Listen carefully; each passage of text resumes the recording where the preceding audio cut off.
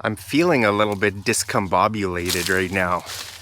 I'm in a corn maze and I don't know how to get out of here, guys. Do you know what discombobulated means?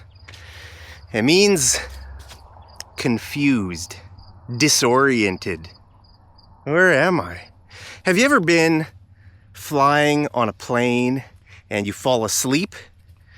And after a few hours, you wake up on the plane and you're like, where am I? Oh yeah, I'm on a plane right now.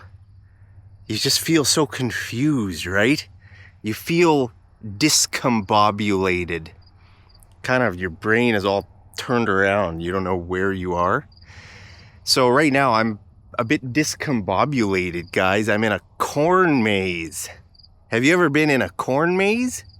You have to find your way through the corn maze. I don't know, guys. I'm lost. Hey, look at this ear of corn. If I get hungry, if I just get stuck in here forever, I can start eating some ears of corn. This is called an ear. Just like my ear, that's also an ear. I just wanted to teach you the word discombobulated. Hope you guys are doing well.